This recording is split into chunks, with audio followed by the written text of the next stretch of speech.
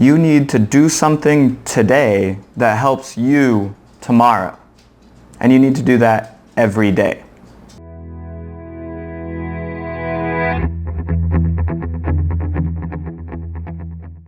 Hello Splash Universe, and thanks for joining me again. I'm Derek Haney, and I want to tell you why preparing for tomorrow will make tomorrow easier every day.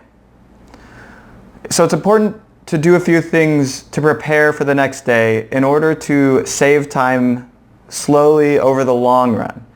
If you do this right, you'll free up time more and more each day so that you can focus on the tasks that really matter and automate, delegate, or get rid of the tasks that are really not important for you to be doing. The first thing I like to start with every night before I go to sleep is to write my goals down for the next day. Now you can do this on a piece of paper. You could send an email to yourself, which is what I did for a very long time. Or what I recently started doing was using a service called Asana, a task management service. You can use Asana, Insightly, Basecamp, Trello, Infusionsoft. You've got kind of a whole bunch of different ones. Whichever one you're using or your team is using, you should write your goals tomorrow and post them up there so that you can see what you're thinking about right before you go to bed about your duties on the next day. A few other things that can really help you over the long run, just saving time every day, day after day, is to find ways to automate your daily routine and your daily life. One of the ones that I like to start with is to build an email template for some of the more commonly asked questions or things that I kind of go through. So I've been going to a lot of networking events. So I have a great to see you, great to meet you at the event template. Now I don't try to just pump these emails out as fast as possible to people and seem disingenuous. In fact, it's quite the opposite. I use the template to just save me a few seconds, and I fill out the rest of the email with, what event it was, what we talked about, how we might be able to help each other, and what to do in the future, and whether we should, should we have a phone call? Should we just touch base on an email? Are we gonna, cross blog or something like that? And so you just use the template to save that extra minute of time, setting up the hellos and some of the things that are just there in every email. And you save that in a Word document, or you can even put it as a draft in your inbox. And when you're ready to send it out, it's a lot easier to move to the next step faster. Another great thing you can do on the email front is you can create an email signature that really portrays all the connections that you want to be able to make with someone. My email signature is just my name and then Twitter icon, Facebook icon, LinkedIn icon. There's a few different ways to go, and we'll talk about how to structure an email signature in another small business tip. But having that set up now will make it easier to do things in the future. If you keep noticing you keep adding little tidbits to each email, you can do it now, and that'll save you 1 minute every day for the rest of your life, or for the next 3 years, or something along those lines. Another helpful way to save time is to unsubscribe from blogs, newsletters, promotions from large companies that you don't care about anymore. If it's a blog that you thought you were going to be interested in and they're just not providing value, or they're not being interesting enough, or you just don't have the time to read it, you need to make the decision to unsubscribe and take that out of your inbox on a daily basis. And that'll save you a few seconds every day. So I think it's totally fine. And what we do is, education is very important, and educating yourself is another great way to save time in the long run. And so I definitely recommend educating yourself now. But if you notice that some of those things that you thought were going to be very educational have lost touch with you, you need to unsubscribe from them rather than leave them in your inbox or just dismiss them on a daily basis. And that will save you some time. You can also use another great way to save time is to use a social automation tool like Meet Edgar. Meet Edgar we use for our business and our clients, and it is a content recycling social automation platform. Those are some buzzwords. Where if you write a piece of content that's kind of long-lasting and evergreen, you want to drive people back to your site or another business's great article that's related to your industry or space, you can create one post and it'll kind of put that into a routine and kind of pump it out every so often.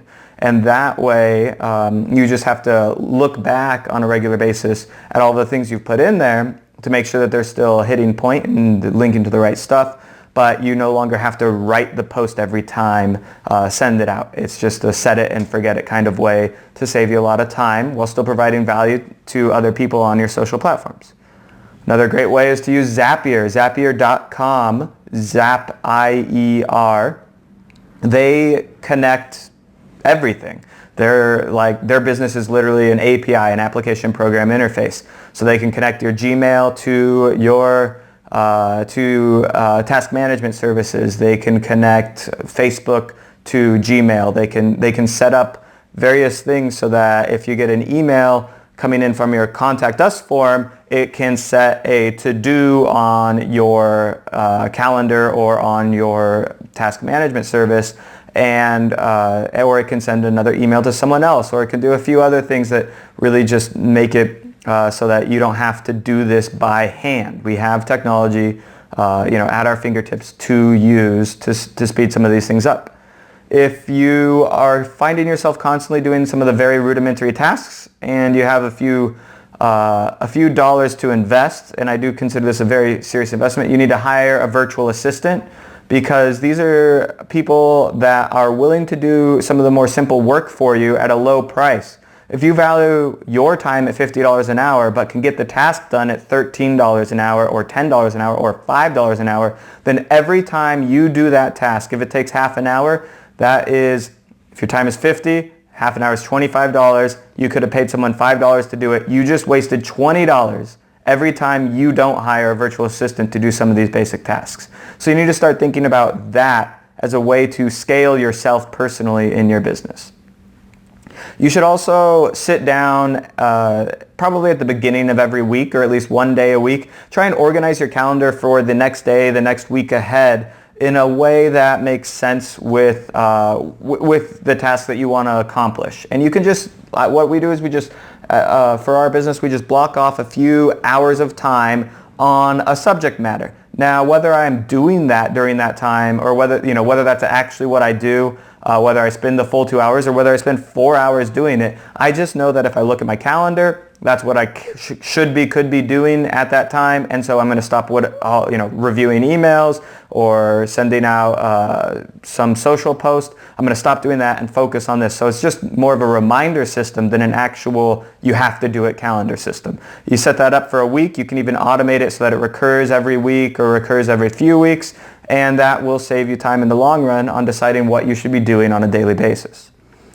Another great little hint that I don't think enough people are using is just bookmark web pages that great articles that you're like, okay, this is a good article, but I don't have time to read it. A Neil Patel blog post, if you don't know who he is, Neil Patel, NeilPatel.com. I think that'll get you to him.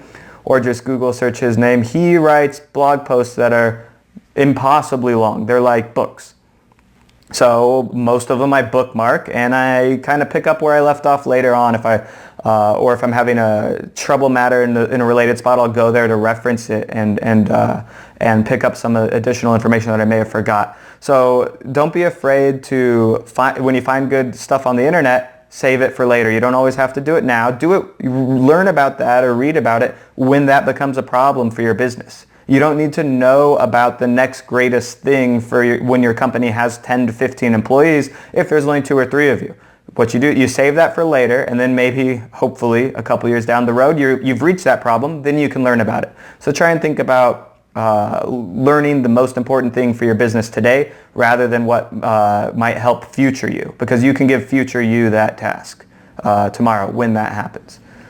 And then that's pretty much some of my tips for automation and delegation and speeding up every day tomorrow so that each day gets easier and easier and you accomplish more and more tasks.